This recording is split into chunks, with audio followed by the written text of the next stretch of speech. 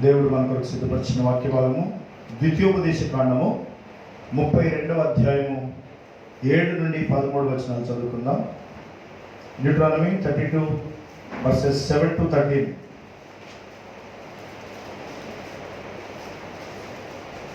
Deuteronomy 32:7. పూర్వదినములను జ్ఞాపకం చేసుకొనుము, తరతరముల సంవత్సరములను తలంచుకొనుము. నీ తండ్రిని అడుగుము, అతడు నీకు తెలుపును. నీ పెద్దలను అడుగుము, వారు నీతో చెప్పుదురు. మహోన్నతుడు జనములకు వారి స్వాస్థ్యములను విభాగించినప్పుడు, నరజాతులను ప్రత్యేకించినప్పుడు, ఇశ్రాయేలీయుల లెక్కను బట్టి ప్రజలకు సరిహద్దులు నియమించెను. యెహోవా వంతు ఆయన జనమే, ఆయన స్వాస్థ్య భాగము యాకోబే. అరణ్య ప్రదేశంలోనూ భీకర ధ్వని గల పాడైన ఎడారిలోనూ వాని కనుగొని ఆవరించి పరామర్శించి తన కనుపాపను వలె వాని కాపాడెను. పక్షిరాజు తన గూడు రేపి తన పిల్లలపై అల్లాడుచు రెక్కలు చాపుకొని వాటిని పట్టుకొని తన రెక్కల మీద వాటిని మోయినట్లు యెహోవా వారిని నడిపించెను. యెహోవా మాత్రము వారిని నడిపించెను. అన్యుల యొక్క దేవుళ్ళలో ఏ దేవుడును ఆయనతో కూడా ఉండలేదు. భూమి యొక్క ఉన్నత స్థలముల మీద వారిని ఎక్కించెను. పొలముల పంట వారికి తినిపించెను. కొండ బండ నుండి తేనెను, చెకుముకి రాతి బండ నుండి నూనెను అతనికి జొర్రించెను. ప్రభు ఈ వాక్య భాగంలో దీవించును గాక. తలలో ఉంచుదాం. పరిశుద్ధుడైన పరలోకపు తండ్రి, వాక్యము సత్యము జీవమైన యేసయ్యా మీకు స్తోత్రము కృతజ్ఞతాస్తుతులు చెల్లిస్తున్నాం. ప్రభు మరిక ఆదివారపు ఆరాధన దినమును బట్టి ఈ ఉదయకాలను బట్టి ప్రత్యేకమైన కృతజ్ఞతాస్తుతులు చెల్లిస్తున్నాం. మీ స్వరం మేము విన్నట్లు మా చెవులు, కన్నులు, హృదయాలు తెరువమని, చదవబడిన లేఖన భాగాన్ని ఆశీర్వదించమని, ఈ వాక్యం వినుచుండగా నీ ఆత్మ ప్రత్యక్షత మాకు సమృద్ధిగా దయచేయమని, పరలోకపు సింహాసనం నుంచి మహిమను మాకు బయలుపరచమని, సాతానిక అధికారంతటిని బంధించి పరిశుద్ధాత్మ అభిషేకం అధికారం కింద మీ స్వరమే మేము విన్నట్లు మమ్మల్ని దర్శించమని యేసుక్రీస్తును నీ నామములో ప్రార్థిస్తున్నాము తండ్రి, ఆమేన్. కూర్చోండి.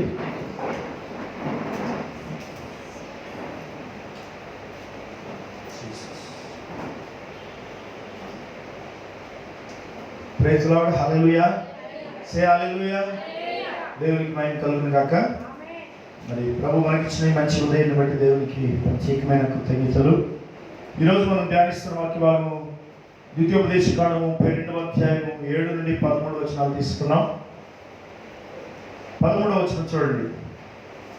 భూమి యొక్క ఉన్నత స్థలముల మీద వారిని ఎక్కించెదను, పొలముల పంట వానికి తినిపించెదను. కొండ బండ నుండి తేనెను, చెకుముకు రాతి బండ నుండి నూనెను అతనికి జొర్రించెదను.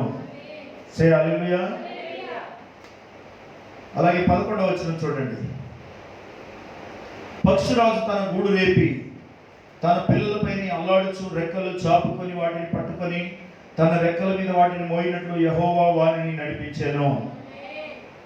గాడ్స్ ఈగల్స్, దేవుని పక్షిరాజులు.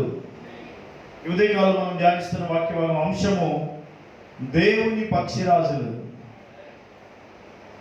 ఈ వాక్యం చదువుతూ ధ్యానిస్తున్నప్పుడు ఈరోజు ఒకవేళ పాటల్లో కనుక పక్షిరాజు పాట వస్తే, ప్రభు ఇది ఖచ్చితంగా ఇది నీ చిత్తమని నేను అనుకున్నాను.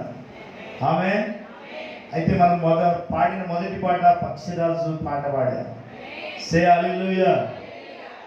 దేవుడు మన ఎడల తన కృపను, ఆయన చిత్తమును మనకు అనుగ్రహిస్తూ మన ఎడల దేవునికి కృప విస్తారంగా ఉన్నదని రుజువు చేస్తున్నాడు. సే హల్లెలూయా. గాడ్స్ ఈగల్స్, దేవుని పక్షిరాజులు. దేవుడు ఒక పక్షిరాజు అయి ఉన్నాడు. దేవుని పిల్లలు పక్షిరాజు పిల్లలు అయి ఉన్నారు.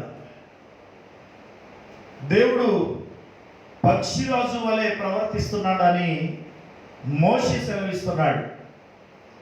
11వ వచనంలో అదే చెప్పాడు. పక్షిరాజు తన గూడు రేపి తన పిల్లలపై అల్లాడుచు రెక్కలు చాపుకొని వాటిని పట్టుకొని తన రెక్కల మీద వాటిని మోయినట్లు యెహోవా వారిని నడిపించెను. He was talking about Israel. ఇశ్రాయేలీల యొక్క విడుదల, వారి నడిపించిన విధానం గురించి మాట్లాడుతున్నాడు. ఇశ్రాయేలీయుల దేవుని యొక్క కృప ఎలా ఉందో అంతకంటే ఎక్కువగా ఈ అంత్య దినములలో ఆయన వధువు మీద అధికముగా ఉన్నది. God is an eagle. మోషే అంటున్నాడు, దేవుడు ఒక పక్షిరాజు అయి ఉన్నాడు. తన పిల్లలైన ఇశ్రాయేలీయులను ఐగుప్తు నుండి తీసుకుని వచ్చేటప్పుడు ఒక పక్షి తన పిల్లలను రెక్కలు చాపి, అది కూడా ఒక మాట అన్నాడు, పక్షిరాజు తన గూడు రేపి అంటే గూడు చెదరగొట్టి, అనగా ఐగుప్తులో ఉన్న వారి నివాసాలన్నీ చెదరగొట్టి వాళ్ళను తన రెక్కల మీద మోసుకొని తీసుకొస్తున్నాడు. ఆమేన్. అలాగే ఇంకో పక్షిరాజు కూడా అవసరమైనది. పెద్ద పక్షిరాజు ఒకవేళ ప్రవక్త ఇంటికి పెద్ద కొడుకులాగా ఉంటే మోషే ఒక పక్షిరాజు అయి ఉన్నాడు. అలాగే మనం పక్షిరాజు పిల్లలమై ఉన్నాం. దేవునికి స్తోత్రం కలుగును గాక. హల్లెలూయా. ఈ పక్షిరాజు గురించి కొత్త నిబంధనలో కూడా చాలా తేటగా అధికంగా రాయబడింది. ప్రకటన గ్రంథం 4:7 రెవల్యూషన్ 4:7. మొదటి జీవి సింహం వంటిది, రెండవ జీవి దూడ వంటిది, మూడవ జీవి మనుష్యుని ముఖం వంటి ముఖము గలది, నాలుగవ జీవి ఎగురుచున్న పక్షిరాజు వంటిది. నాలుగవ జీవి ఎగురుచున్న పక్షిరాజు, ద ఫ్లయింగ్ ఈగల్, ఆకాశంలో ఎగురుచున్న పక్షిరాజు. దేవుడు ఆ రోజు ఐగుప్తు నుండి ఇశ్రాయేలీయులను తేవడానికి పక్షిరాజును వాడుకున్నాడు. ఈరోజు ఈ ఐగుప్తు వంటి ఈ లోకము నుండి వధువును బయటికి తీయడానికి కూడా పక్షిరాజుని వాడుకుంటున్నాడు. పక్షిరాజు వర్తమానము. నాలుగవ జీవి ఎగురుచున్న పక్షిరాజు అన్నాడు. కాబట్టి ఎగురుచున్న పక్షిరాజు, ఈరోజు పక్షిరాజు పిల్లలుగా మనం ఉన్నాం. దేవుడు తన పిల్లలను రెక్కల మీద మోస్తున్నాడని రాయబడింది.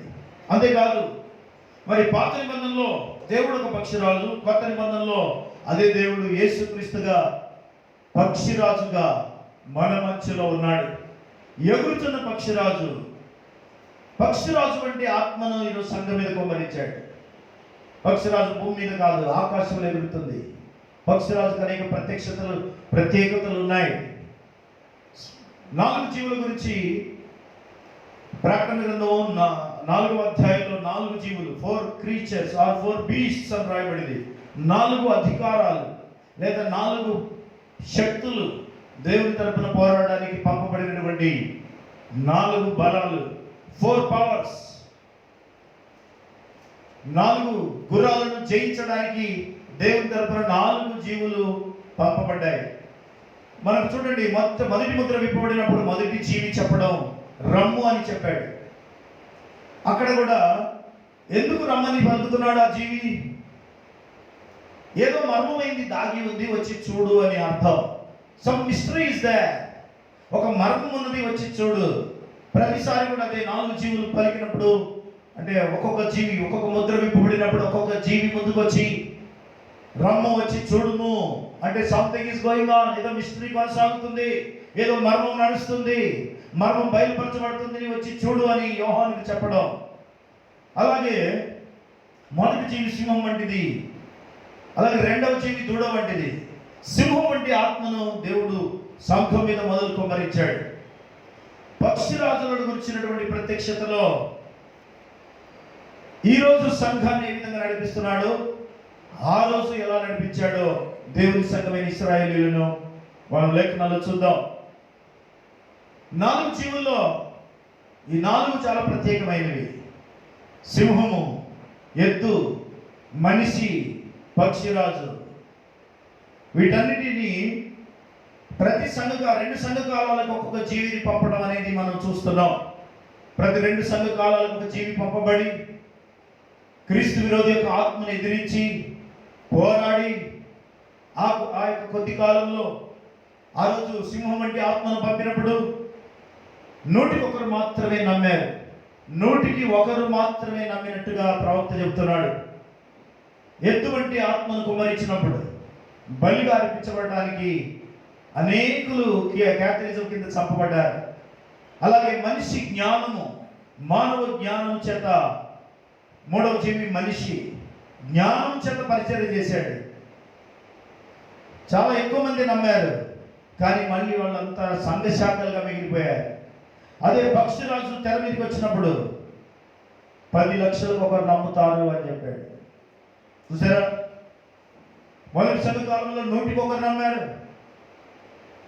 సింహము స్వచ్ఛమైన సత్యవాక్యాన్ని సూచిస్తుంది. హల్లెలూయా. కాబట్టి 4వ జీవి ఇప్పుడు పక్షిరాజుగా ఉంది. ఈ పక్షిరాజు ఆకాశంలో ఎగురుతుంది. ఈ పక్షిరాజుకు అనేక ప్రత్యేకతలు ఉన్నాయి. పక్షిరాజు యొక్క జీవితం చాలా ప్రత్యేకమైనదని బైబిల్ చెబుతుంది. 4 జీవులు దేవుని కొరకు పనిచేస్తున్నాయి. ఆ రోజు మోషే, యెహోషువ ఇంకా అనేక మంది దేవుని కొరకు పనిచేశారు. ఈ రోజు కూడా దేవుని కొరకు పనిచేసే వాళ్ళు ఎంతో మంది సేవకులు భూమి మీద ఉన్నారు. 4వ జీవి ఎగురుచున్న పక్షిరాజు అన్నాడు. ఆ రోజు దేవుడు ఎగురుచున్న పక్షిరాజులాగా తాను బయలుపరుచుకున్నాడు. ఆ రోజైనా ఈ రోజైనా పక్షిరాజు దేవుడే. పెద్ద పక్షిరాజు దేవుడైతే చిన్న పక్షిరాజు ప్రవక్త, ఇక పక్షిరాజు పిల్లలు మనమయ్యనా. మనం పక్షిరాజు పిల్లలు అయ్యాం. హల్లెలూయా. ఈ 4 మరి గుర్రాలను ఎదుర్కోవడానికి, వీరందరినీ ఎదుర్కోవడానికి ఇప్పుడు పక్షిరాజు ఒక్కటి మాత్రం మిగిలింది. తెల్ల గుర్రము, ఎర్రని గుర్రము, అలాగే పాండుల వర్ణ గుర్రము, ఈ 4టిని ఒకేసారి ఎదుర్కోవడానికి పక్షిరాజు భూమి మీద ఉండకుండా ఆకాశంలో ఉంచాడు దేవుడు. పక్షిరాజు అనేది ఆకాశంలో ఉండే పక్షి, పక్షులలో రాజు. మరి ఇక్కడ దేవుడు ఆ రోజు పక్షిరాజుగా ఉన్నాడని బైబిల్ ఎంత తేటగా చెప్పింది. పాత నిబంధనలో మోషే చాలా తేటగా చెప్పాడు.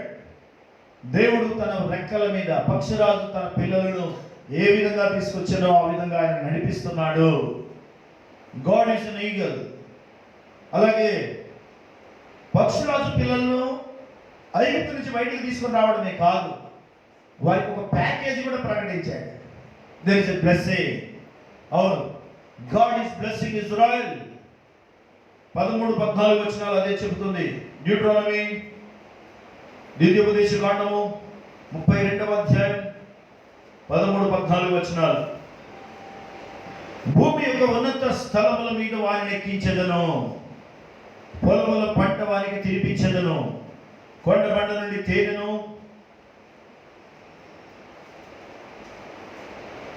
చెక్కుముకి రాతి బండ నుండి నూనెను అతనికి చురించెదను, ఆవు మజ్జిగను, గొర్రె మేకల పచ్చిపాలను, గొర్రె పిల్లల కురబును, బాషాను పొట్టేళ్లను, మేకలను, గోధుమల మెరికల సారమును నీకు ఇచ్చెదను, నీవు త్రాగిన మద్యము ద్రాక్షల రసము.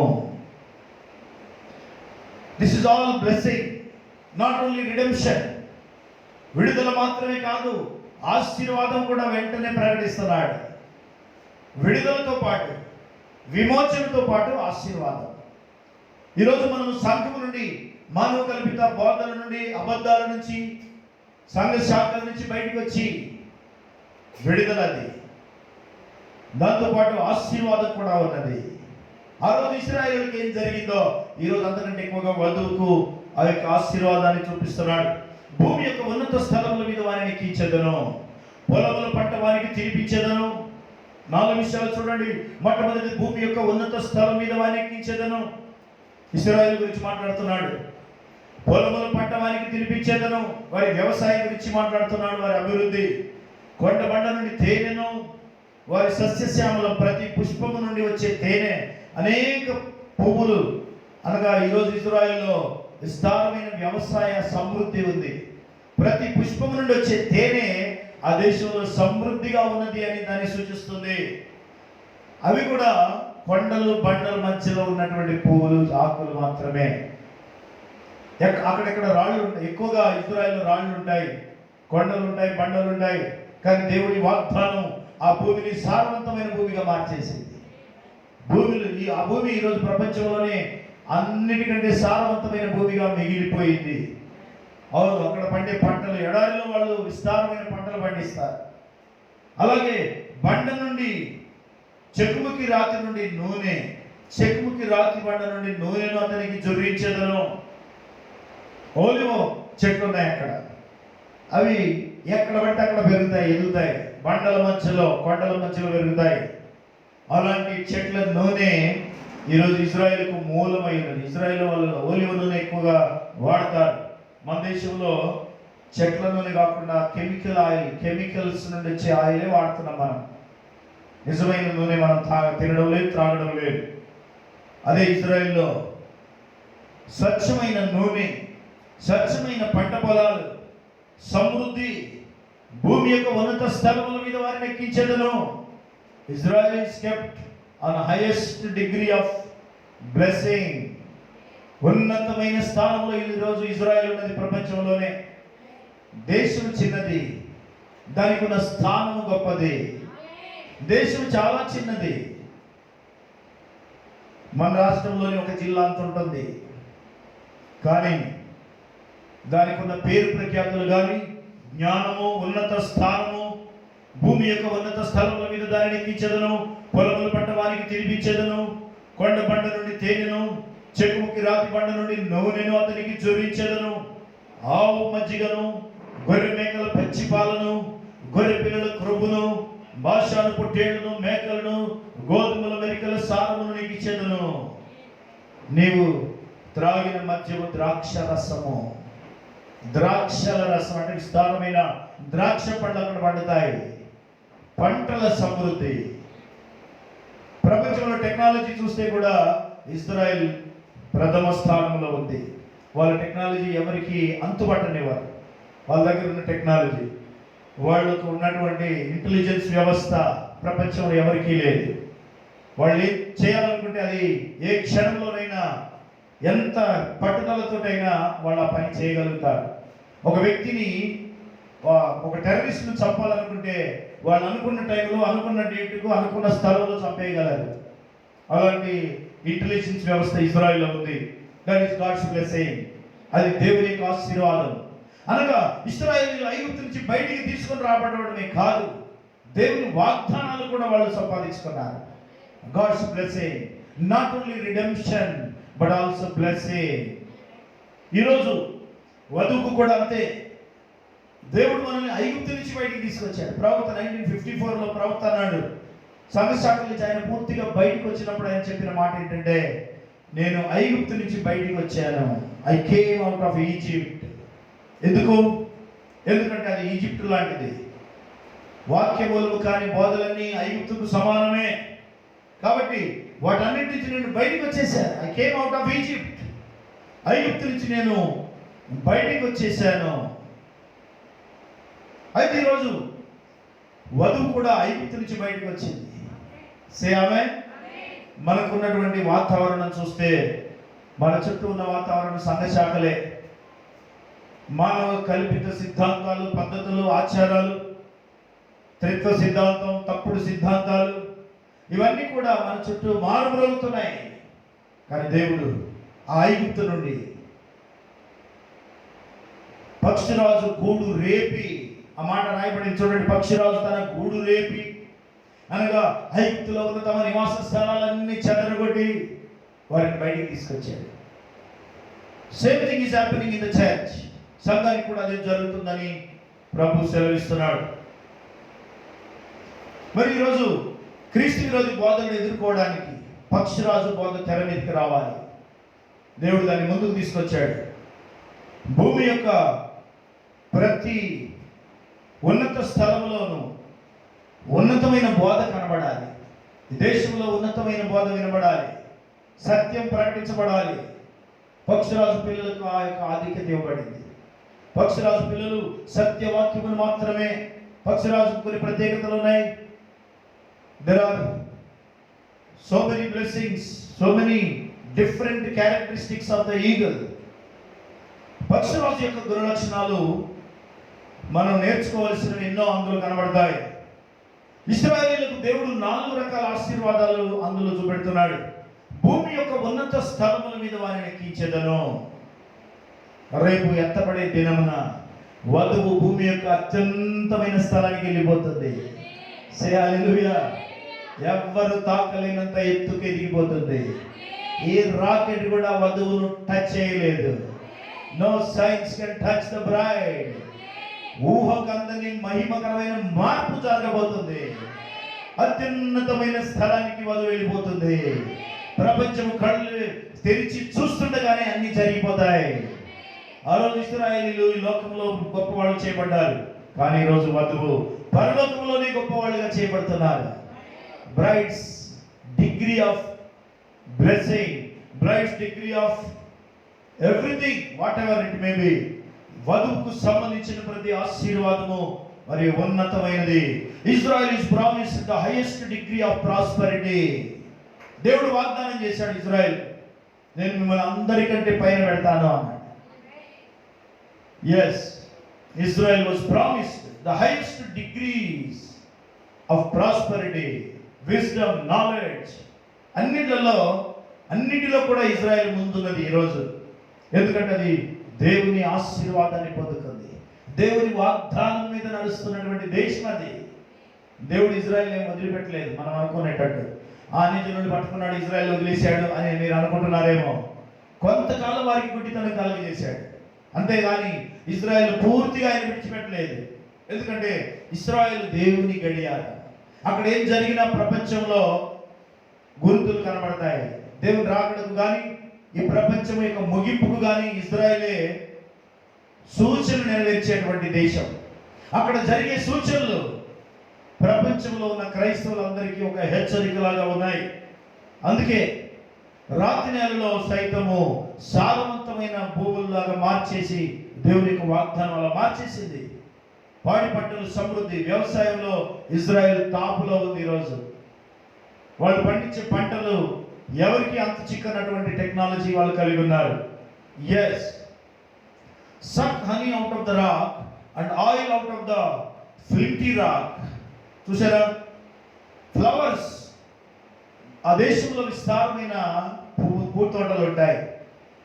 ఫ్లవర్స్, వాటిలో నుంచి వచ్చే తేనె ఎక్కువగా అక్కడి నుంచి తేనె మరి తేనెటీగలు ఫ్లవర్స్ నుంచి తేనెను సమకూరుస్తాయి.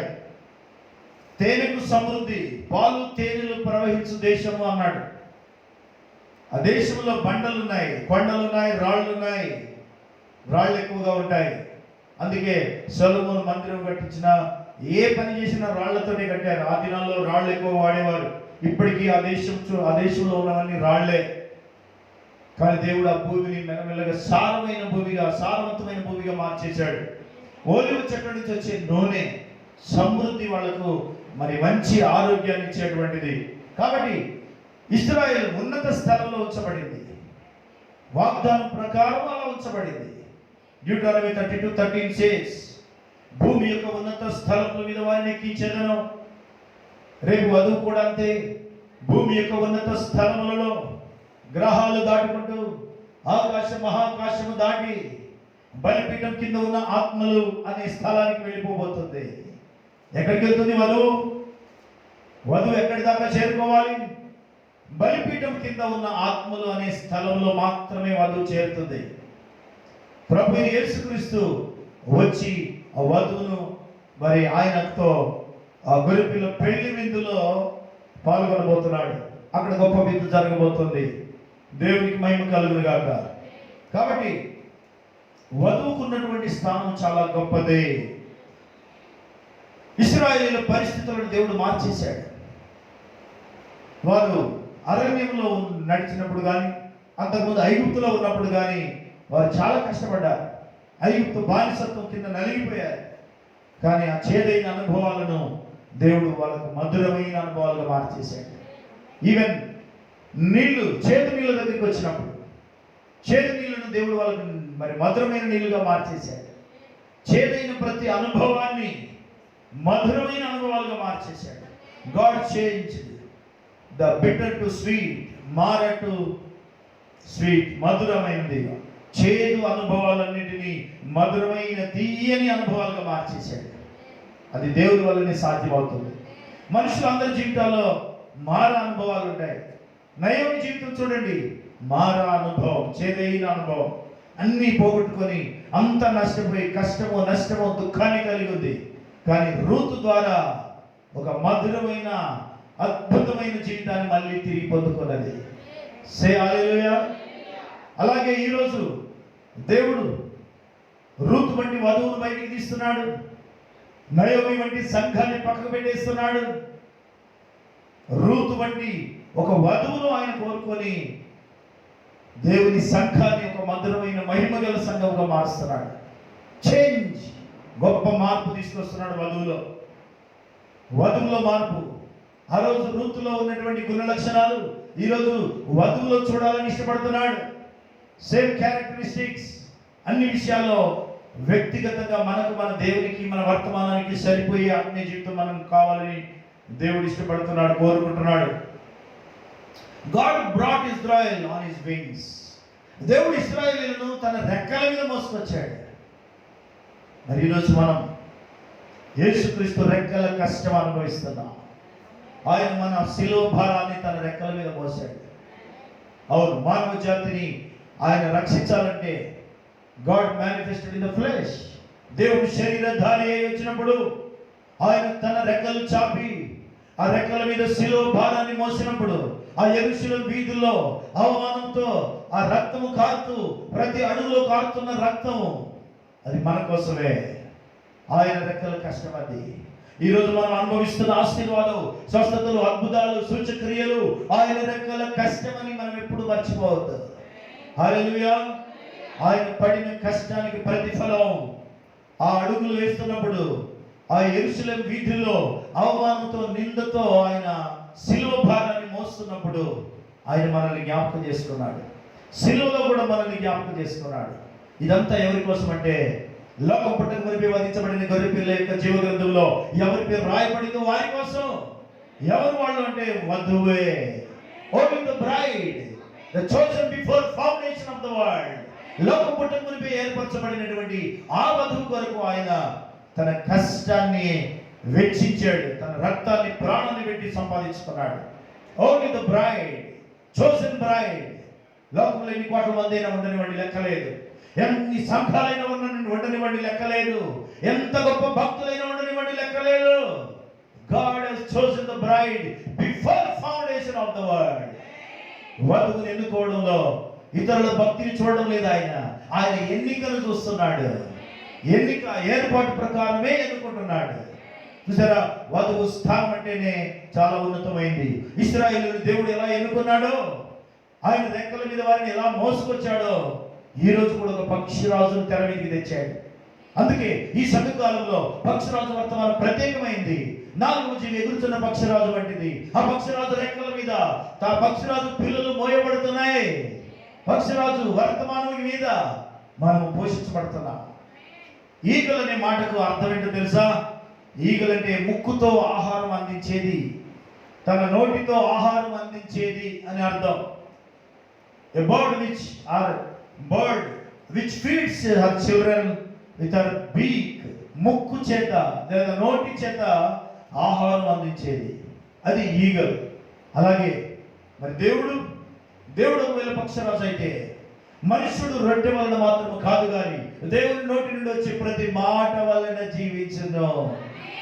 పక్షిరాజు తన పిల్లలను నోటి చేత పోషిస్తుంది. తన నోటి చేత పక్షిరాజు తన పిల్లల్ని పోషిస్తుంది. అదే దేవుడు అనే పక్షిరాజు, యేసుక్రీస్తు అనే పక్షిరాజు తన నోటి మాట చేత మనల్ని పోషిస్తున్నాడు. పక్షిరాజు ఆహారం ఇది. మత్తయి సువార్త 4వ అధ్యాయం 4వ వచనంలో మనుష్యుడు రొట్టె వలన మాత్రం కాదు కానీ దేవుని నోటి నుండి వచ్చే ప్రతి మాట వలన జీవించును. అవును, యేసుక్రీస్తు అనే పక్షిరాజు ఆయన నోటి మాట చేత మనల్ని పోషిస్తున్నాడు. వాక్యం మన ఆహారం. మత్తయి సువార్త 4వ అధ్యాయం 4వ వచనం, మాథ్యూ 4:4. అందుకు ఆయన మనుషుడు రొట్టె వలన మాత్రము కాదు కానీ దేవుని నోటి నుండి వచ్చే ప్రతి మాట వలన జీవించునని రాయబడినదనను. But he answered and said, it is written, man shall not live by bread alone, but by every word that proceedeth out of the mouth of God. దేవుని నోటి నుండి వచ్చే మాట వలన మనిషిని పోషిస్తున్నాడు. అది కూడా పక్షిరాజు ఆహారం అనగా పక్షిరాజు వాక్యము అనగా ప్రత్యక్షత గల వాక్యము. పక్షిరాజు ఆహారం తినిపిస్తున్నాడు. పక్షిరాజు పిల్లలు పక్షిరాజు యొక్క ఆహారం తింటాయి. హల్లెలూయా.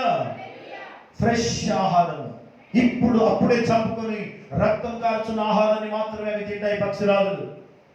కుళ్ళిపోయిన ఆహారం, చనిపోయిన జంతువుల పక్షుల ఆహారం అవి తినవు. అలాగే పక్షిరాజు ఆహారం, పక్షిరాజు పిల్లల ఆహారం, వధువు యొక్క ఆహారము అది ఈ కాలపు వర్తమానమైనది. ఈ కాలపు వర్తమానమే పక్షిరాజు పిల్లల ఆహారం.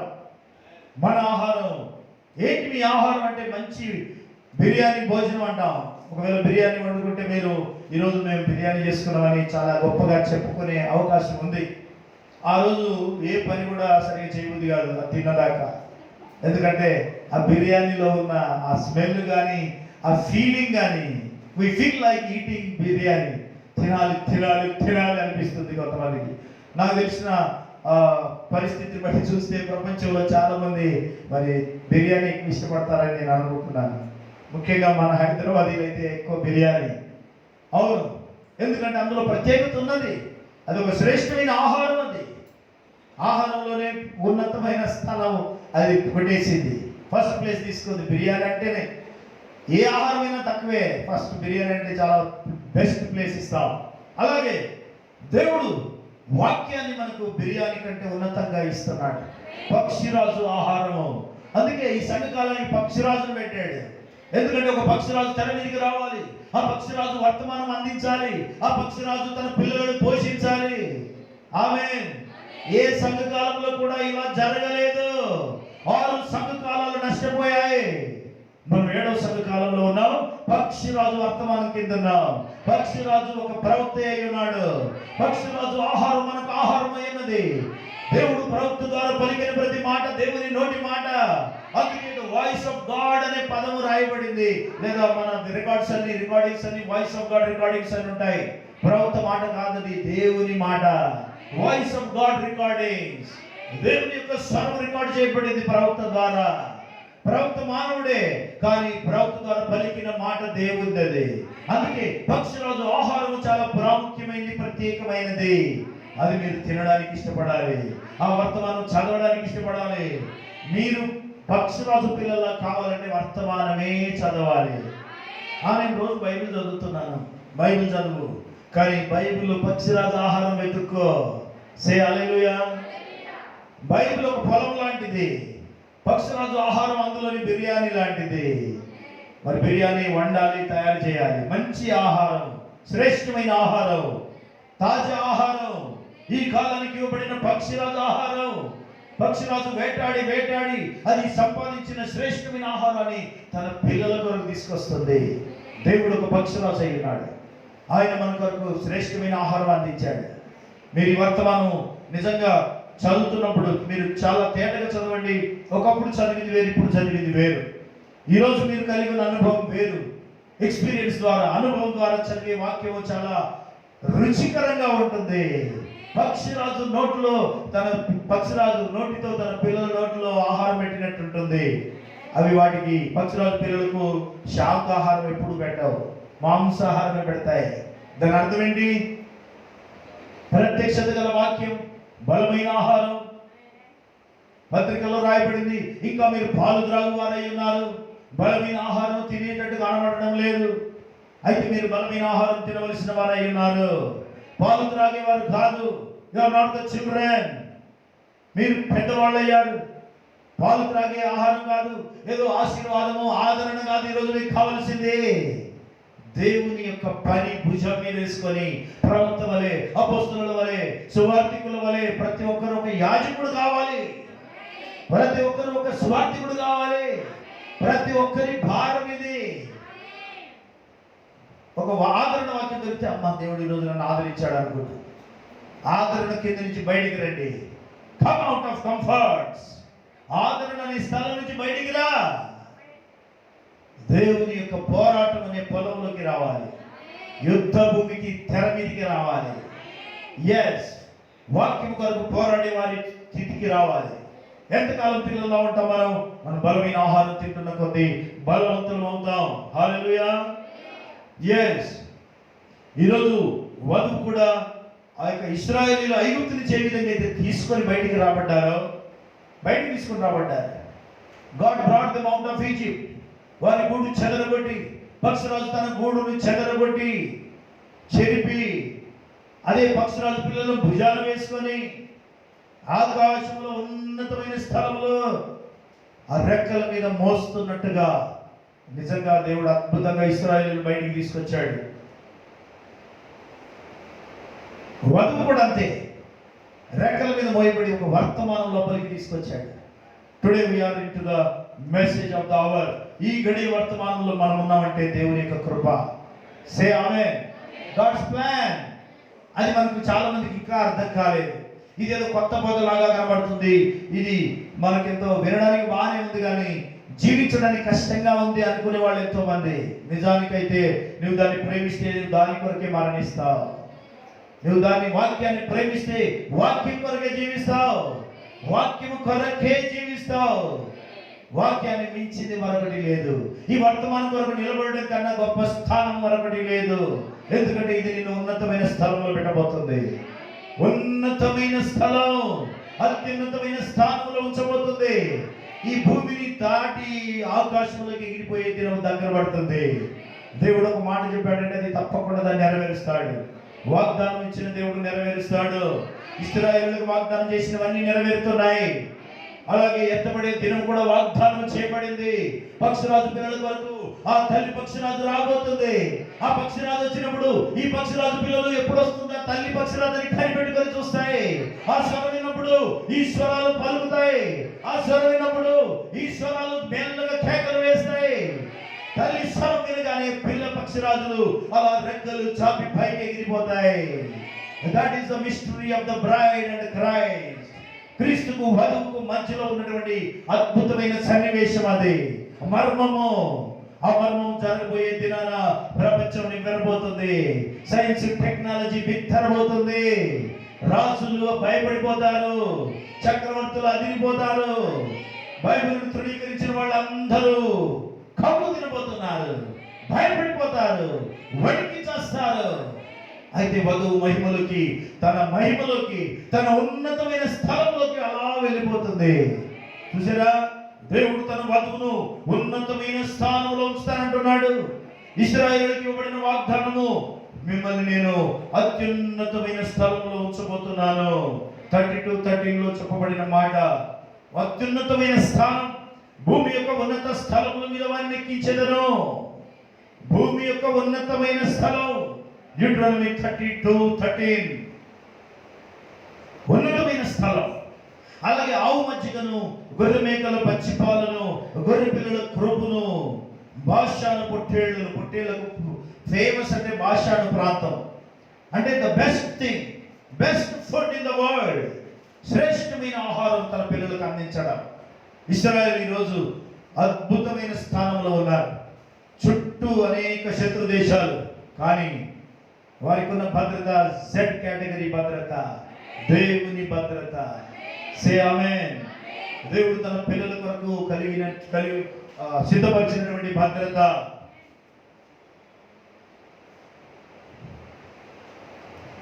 మరి దేవుడు పక్షిరాజు అయి ఉన్నాడు. God feeds his children by his mouth. దేవుడు తన నోటి మాట చేత తన పిల్లలను పోషిస్తున్నాడు. మీరు వాక్యం వింటున్నప్పుడల్లా మీ ఆనందం నిజంగా భోజనం కూడా అక్కర్లేదు అనిపిస్తుంది అని నేను అనుకుంటున్నాను. లేదా అది నిజంగా నా భ్రమణం మరి నిజమేనో కాదో నాకు తెలియదు, కానీ మీరైతే అలా ఉంటారని నేను నమ్ముతున్నాను. సే హల్లెలూయా. వాక్యం విన్నంతసేపు మనకు భోజనం కూడా కనబడదు, వినబడదు, ఆకలి గుర్తుకు రాదు. వాక్యంలోనికి వెళ్ళినప్పుడు, అలా లోతుగా వెళ్తున్నప్పుడు నిజంగా పక్షిరాజు రెక్కల మీద మనం అలా వెళ్ళిపోతున్నట్టుంది. yes హల్లెలూయా. ఆత్మీయ వాతావరణం మనల్ని ఆత్మీయులుగా మార్చేస్తుంది. మనం దేవుని నోటి నుండి వచ్చే ప్రతి మాట మన ఆకలి తీరుస్తుంది. మన ఆహారము దేవుని వాక్యం అయ్యున్నది. మనుషుడు రొట్టె వలన బ్రతకడు అంటున్నాడు. రొట్టె వలన మాత్రమే కాదు, దేవుని నోటి నుండి వచ్చే ప్రతి మాట వలన, పక్షిరాజు నోటి నుండి వచ్చే పక్షిరాజు పిల్లల ఆహారం వలన పక్షిరాజు పిల్లలు అలా బ్రతుకుతాయి. తమ తల్లి నోటి నుండి వచ్చే ఆహారం తిని అవి బ్రతుకుతాయి. మన తల్లి మన దేవుడై ఉన్నాడు. మన ప్రభువు యేసుక్రీస్తు యొక్క నోటి మాట చేత ఈరోజు మనం బ్రతుకుతున్నాం. వాక్యం లేకపోతే మనం బ్రతకలేము. పక్షిరాజు పిల్లలు అలా అలవాటు పడ్డాయి. ఆహారం లేకపోతే బ్రతకవు, సత్యవాక్యం వినకపోతే అవి బ్రతకవు. ఏది పడితే అది తినవు. ఒకవేళ ఆ సత్యవాక్యం మరి నిజమైన వాక్యం లేకపోతే అవి బ్రతకలేవు. చూసారా, అలా అడిక్ట్ అయిపోయాం మనం. ఎందుకంటే ఆ పక్షిరాజు ఆహారం తిని తిని తిని అలా మారిపోయాం. మన రక్తమే, మన శరీరమే పక్షిరాజు పిల్లగా మారిపోయింది. ఎందుకంటే ఆయన వాక్యం అయి ఉన్నాడు. ఆ వాక్యం మన లోపలికి వచ్చింది. ఆ వాక్యం మనల్ని పక్షిరాజులా సిద్ధం చేస్తుంది. రెక్కలకు బలం ఇస్తుంది, రెక్కల్లో బలం నింపుతుంది. రేపు ఎగిరిపోవాలి, ఎగిరిపోయే బలం కావాలి. కాబట్టి మనం ఆ బలం సంపాదించుకోవాలి. అది మన విశ్వాసంలోని, వాక్యంలోని విశ్వాసం చేత ఆ బలం వస్తుంది. దేవుడు తన నోటి మాట చేత మనల్ని పోషిస్తున్నాడట. God is feeding his children by his mouth, his word. Man shall not live by bread alone, but by every word that proceedeth out of the mouth of God. So he is the eagle that feeds his little eaglets with his word. I believe in the word. ప్రవక్త అంటున్నాడు, the eagles in her nest. తన గూటిలో ఉన్న పక్షిరాజు అన్న వర్తమానంలో పక్షిరాజు పిల్లల గురించి ప్రవక్త మాట్లాడుతున్నాడు. దేవుడు పక్షిరాజుగా తన నోటి మాట చేత తన చిన్న పక్షిరాజు పిల్లలను పోషిస్తున్నాడు. దేవుడు మనల్ని పోషించడం అనేది వాక్యములో మనం చూస్తున్నాం. ఎందుకంటే ఈ వాక్యం తప్ప వేరే వాక్యం మనం వినలేము. ఒకవేళ ఇది లేకపోతేనేమో బ్రతకలేము. అలా మనం ట్యూనప్ అయిపోయాం, పక్షిరాజుగా మారిపోయాం. పక్షిరాజు యొక్క ఆలోచనలు కలిగి ఉన్నాం. మన నోట ఎత్తబడే మాట తప్ప మరొక మాట లేదు, ఎగిరిపోయే మాట తప్ప మరొక మాట రాదు. అవును, ఎప్పుడు ఎత్తబడుటేనా, ఇంకొక సబ్జెక్టే లేదా అని అన్నవాళ్ళు కూడా ఉన్నారు. అంతకంటే మించిన గొప్ప సబ్జెక్ట్ మరొకటి లేదు. సే హల్లెలూయా. ఎందుకంటే అన్నిటికీ ముగింపు అదే కాబట్టి. yes, that is, we are waiting for that. Bible says the eagle renews its youth. ప్రవక్త అంటున్నాడు, అదే వర్తమానంలో బైబిల్ అంటుంది పక్షిరాజు తన యవ్వనమును నూతనపరుచుకుంటుందని.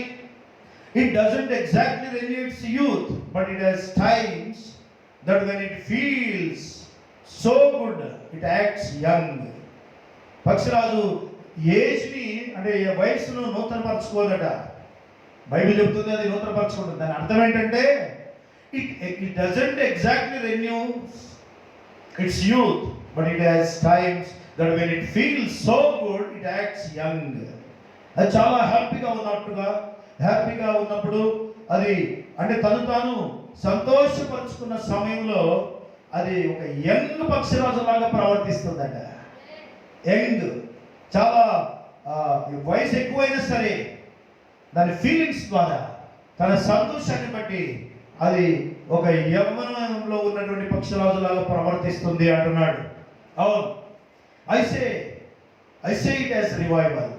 మరి ఆ పక్షిరాజు ఆ విధంగా యవ్వనంగా ఉన్నాను అని అది ఫీల్ అయ్యే సమయంలో దాన్ని ప్రవక్త ఏమంటున్నాడంటే ఉజ్జీవము అంటున్నాడు.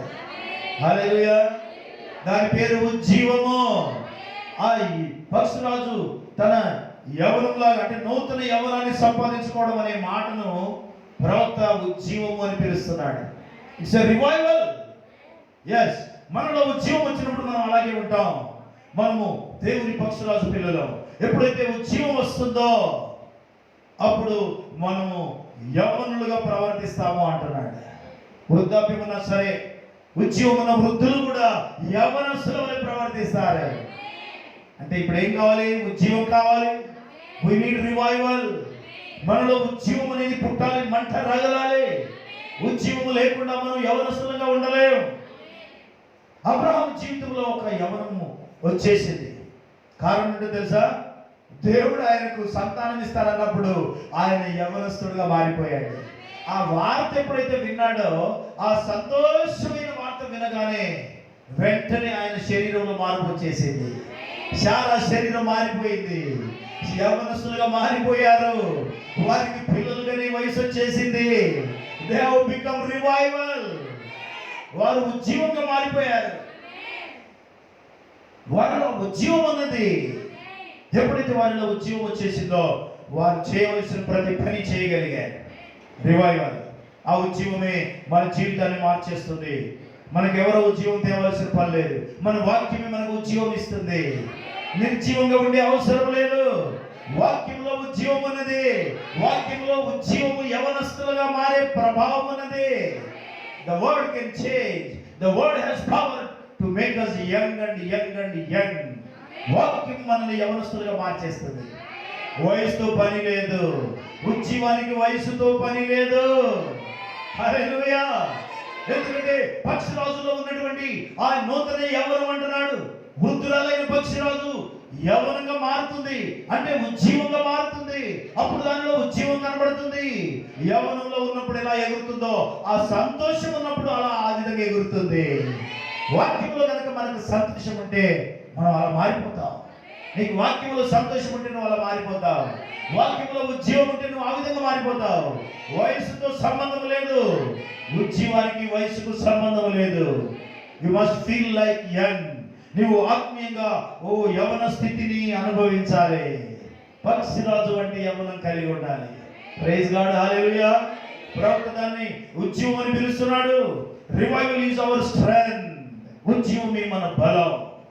మీకు తెలుసా, మీరు ఎప్పుడు సంతోషంగా ఉంటారో మీ శరీరంలో ఉన్న వ్యాధులన్నీ పడపంచలైపోతాయి. నిజమే. మనిషి సంతోషంగా ఎప్పుడైతే ఉంటారో అప్పుడు శరీరంలో ఏ వ్యాధి పని చేయదు. ఏ సాతాను కూడా మన శరీరం దగ్గరికి రాలేడు.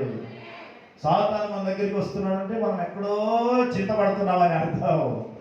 మనసులో బాధ, శరీరంలో బాధ, కుటుంబంలో బాధ, ఏదో ఒక బాధ మనిషిని బాధిస్తుంది. అందుకే ఆ బాధను కలుగజేసే సాతాను ఇంకా దాన్ని పెద్దగా చేస్తాడు. అప్పుడే మన శరీరంలో వ్యాధి కలుగుతుంది. ఉజ్జీవంలో వ్యాధులు ఉండవు.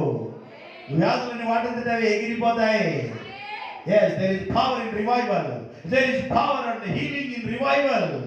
ఉజ్జీవం అనేది, స్వస్థత అనేది ఆ యొక్క మనసులో ఉన్న ఆలోచనలు బట్టి కలుగుతుంది. అందుకే మనము యవనస్తులుగా మారిపోవాలి. వయసుతో సంబంధం లేని ఉజ్జీవం మనలో కలగాలి. ఆమేన్. సే హల్లెలూయా. అందుకే ప్రత్యక్షత అనేది ఉజ్జీవాన్ని ఇస్తుంది అంటాడు. Revolution gives stimulation. Revolution stimulation. ప్రత్యక్షత ఉజ్జీవము. Say amen. Say hallelujah. Revolution gives us stimulation. దాని ద్వారా మనలో ఉజ్జీవం వస్తుంది. వాక్యం చదువుతున్నప్పుడు ఉజ్జీవం, వాక్యంలో ఉన్న శక్తిని, మహిమను మనం ఇంకా ఎందుకు పొందుకోలేదన్న ఆలోచనలు మనకు వస్తాయి. ఇంత మహిమను, ఇంత ప్రభావాన్ని, రోగులను స్వస్థపరిచి దయ్యములను వెలుగొట్టి చనిపోయిన వారిని లేపి అభిషేకం ఇంకా నేను ఎందుకు పొందుకోలేదు, ఎందుకు ఇంత ఆలస్యం అయిపోయింది అనే ఆలోచనలు మనలో కలుగుతాయి. Revival makes us powerful. Hallelujah. ఉజ్జీవం అనేది మనకు కావాలి. ప్రవక్త మనలో ఉజ్జీవాన్ని నింపుతున్నాడు. దేవుని వాక్యం ఎప్పుడు కూడా మనకు ఉజ్జీవాన్ని ఇస్తుంది. God's word brings us revival. Hallelujah. పక్షిరాజుకు కొన్ని లక్షణాలు ఉన్నాయి. 7 mentalities, 7 special characteristics of an eagle. అందులో ఒకటి, eagle flies alone at high altitudes. పక్షిరాజు ఎప్పుడు కూడా ఒంటరిగా ఎగురుతుంది. అది కూడా ఎత్తైన స్థలంలో ఎగురుతుంది. ఒంటరిగా ఎగురుతుంది. అట్లని ఏవో ఒక పక్షి దొరికితే దానితో సహవాసం చేయలేదు. పక్షిరాజులు కాకులతో కానీ, ఇంకా పావురాలతో కానీ, ఇంకా దేనితో సహవాసం చేయవు. ఎందుకంటే అవి ప్రత్యేకంగా ఉంటాయి. We need to have good company as eagles. అదే పక్షిరాజులు కనబడితే వాటితో సహవాసం చేస్తాయి. వేరే ఏ పక్షితో కూడా అవి సహవాసం కలిగి ఉండవు. అది పక్షిరాజు యొక్క ప్రత్యేకత. పక్షిరాజులో ఉన్న గొప్పతనం అది. తన సహవాసాన్ని పక్షిరాజులతోటే కలిగి ఉంటుంది. మరి మన సహవాసం ఎలా ఉంది? అన్ని జనులతో సహవాసం. అందరికంటే ముందు మనం అక్కడ ఉంటాం. అన్ని జనుల పెళ్లిళ్ళు, అన్ని జనుల పండుగలు, అన్ని జనుల బర్త్డేలు, అన్ని జనుల డెత్ డేలు, అన్ని జనుల ఆచారాలు అన్నిటికీ మనం ముందుంటే నువ్వు పక్షిరాజు సహవాసం ఎప్పుడు కలిగి ఉండలేవు. You cannot B a braid, you cannot be an eagle. Eagle అంటే ఈగల్ లాగే ఉండాలి, ఈగల్ లాగా ఉండద్దు. ఈగల్ అంటే ఎక్కడ పడితే అక్కడ వాళ్తాయి. ఈగల్ అనే ఇంగ్లీష్ పదం ఈగలు అనే తెలుగు పదానికి సంబంధం లేదు. కానీ ఎస్, పక్షిరాజులు ఒంటరిగా ప్రయాణం చేస్తాయి. అది కూడా ఎత్తైన స్థలానికి వెళ్ళిపోతాయి. ఎస్, హయ్యర్ ఆల్టిట్యూడ్స్, చాలా ఉన్నతమైన స్థలంలో తిరగడానికి ఇష్టపడతాయి. ఉన్నతమైన ఆత్మీయ అనుభవాన్ని కోరుకుంటాయి. అవును, వాటికి పైన ఉండడం ఇష్టం, కింద ఉండడం ఇష్టం ఉండదు. ఒకవేళ ఆహారం దొరికితే ఆహారం తీసుకొని మళ్ళీ పైకి పోతాయి, కానీ కింద ఉండవు. అవును, వాటి అలవాటు అది. అలాగే ఈగిల్స్ హ్యావ్ విజన్. 5 కిలోమీటర్ల దూరాన ఉన్న ఆహారాన్ని కూడా అవి గుర్తుపడతాయి. చిన్న పక్షి పిల్ల 5 కిలోమీటర్ల దూరాన ఉంటే కూడా అది గుర్తుపట్టి దాన్ని పట్టుకొని తీసుకొని తినేంత వరకు అది విడిచిపెట్టదు. సే హల్లెలూయా. ఒకవేళ అది గ్రాబ్ చేయడానికి, అది సంపాదించుకోవడానికి ఎన్ని ఆటంకాలు వచ్చినా లెక్క చేయకుండా పోరాడి దాన్ని తీసుకొని వెళ్ళిపోతుంది. పక్షిరాజు యొక్క లక్షణం అది. Eagle has vision. వాటి ఒక దర్శనం ఉంది. ఆ పని పూర్తయ్యేదాకా అవి నిద్రపోవు. అవి అనుకున్న పని చేసేంత వరకు అవి ముందుకు సాగుతూనే ఉంటాయి, ఎక్కడ ఆగిపోవు. సే హల్లెలూయా. అలాగే ఈగిల్స్ ఆర్ ఫియర్లెస్. పక్షిరాజు పిల్లలు భయం లేదు వాటికి. ఎంత భయం లేకుండా ఉంటాయంటే they always try to fight for it. వారికి కావలసిన ఆహారం కొరకు ఎంత పోరాటమైనా చేస్తాయి, కానీ భయపడవాలి. ఫియర్లెస్, భయం అనేది లేదు. వాటికి ఉన్న ధైర్యం. అందుకే బైబిల్లో రాయబడింది, నీతిమంతులు సింహం వలె ధైర్యముగా ఉందరు. దేవుని బట్టి మన ధైర్యం అంతా మన దేవుడే. మన ధైర్యం మనం చుట్టూన్న మనుషులు కాదు. మన ధైర్యం మనకున్న డబ్బు కాదు. మన ధైర్యం మనకున్న వసతులు కావు. మన ధైర్యం మన ప్రభువైన యేసుక్రీస్తే. సే హల్లెలూయా. ఎందుకంటే అవన్నీ ఉండాలన్నా పోవాలన్నా ఆయనే చూసుకుంటాడు. మనకు కావలసినవన్నీ ఆయన వలన కలుగుతున్నాయి, ఎందుకంటే ఆయన మనల్ని సంపాదించుకున్నాడు. Eagles are fearless. yes, successful people are always fearless. Hallelujah. జయ జీవితం కలిగిన వాళ్ళందరూ ధైర్యంగా ఉంటారట. Successful people are always fearless. నిజంగా యేసుక్రీస్తునందు మనకున్న ధైర్యం మనల్ని సక్సెస్ వైపు నడిపిస్తుంది. మనకి ఏది అవసరం అని దేవునికి తెలుసు. హల్లెలూయా. మనకు కావలసినవి మరి మన పక్షిరాజు సమకూరుస్తాడు. పక్షిరాజు పిల్లలు గూట్లో ఉంటాయి, కానీ అవి సమకూర్చేది పక్షిరాజు లోకమంతా తిరిగి తీసుకొని పిల్లలను తెచ్చిపెడుతుంది. Just like God. దేవుడు కూడా అంతే. అలాగే 4వదిగా ఈగిల్స్ ఆర్ టెనేషియస్. పట్టు విడవని పట్టుదల వాటి లోపల ఉంటుంది. ఎస్, ఒకవేళ పక్షిరాజులకు మేఘాలు అడ్డం వస్తే ఆ మేఘాలు పైకి వెళ్ళిపోతాయట. అవి మేఘాలు అడ్డం వచ్చాయి కదా, ఎలా వెళ్ళాలి అని అనుకోవు. మేఘాలు పైన ప్రయాణం చేస్తాయట. ఒకవేళ తుఫాన్ అడ్డం వస్తే తుఫానికి ఎదురీదాలని పోతాయట అవి. సే ఆమేన్. ఎందుకో మరి వాటికి ఉన్న పట్టుదల, ఆ పట్టు విడవని ఆ పట్టుదల. ఏ పని చేయాలన్నా పట్టుదల కావాలి. పట్టుదల మనిషిని పైకి తీసుకొస్తుంది. హల్లెలూయా. ఎస్, మన పట్టుదల మనకు సక్సెస్ తీసుకొస్తుంది. మనం చేసే పనిలో పట్టుదల, మనం చేసే ప్రతి పనిలో పట్టుదల. మొండి పట్టుదల, అది చేసే వరకు నిద్ర పట్టదు. కొన్నిసార్లు నేను ఆలోచిస్తుంటాను, ఏమైనా అనుకుంటే అవి చేయాలనిపిస్తుంది. అవి చేసేదాకా నిద్రపోరు, పక్క వాళ్ళు నిద్రపోనియను. అంతే. ఎవరినైనా నిద్ర అంటే పట్టుదల ఉన్న వాళ్ళ పరిస్థితి అది. ఎవరైనా ఏదైనా పని చేయాలనుకుంటే పట్టుదల కలిగిన వ్యక్తి తాను నిద్రపోడు, ఇతరులు నిద్రపోనియాడు. అదే పట్టుదల అంటే. Say amen. Hallelujah. Eagles never eat dead food. చనిపోయిన ఆహారాన్ని పక్షిరాజులు తినవు. వాటి స్వభావమే వేరు. 6 సంవత్సరాల ఆహారాన్ని ఇప్పుడున్న పక్షిరాజు పిల్లలు తినవు. 7వ సంఘకాలం ఆహారమే తింటాయి. 6 సంఘకాల ఆహారం వాటికి పట్టదు, ఎందుకంటే అది చనిపోయిన ఆహారం. 7వ సంఘకాలపు ఆహారం ఫ్రెష్ మన్నా, రివీల్డ్ వర్డ్, బయలుపరచబడిన వాక్యము, ప్రత్యక్షత గల వాక్యము. 7 ముద్రలు, 4 జీవులు, 24 పెద్దలు, 10 మంది కన్యకలు. 7 సంఘకాలాల మర్మం. ఇవన్నీ మర్మమైన వాక్యాలు. మరుగైన వాక్యాన్ని, మర్మమైన వాక్యాన్ని మాత్రమే వినడానికి, తినడానికి ఇష్టపడే పక్షిరాజు పిల్లలు, ఈ కాలపు పక్షిరాజు పిల్లలు.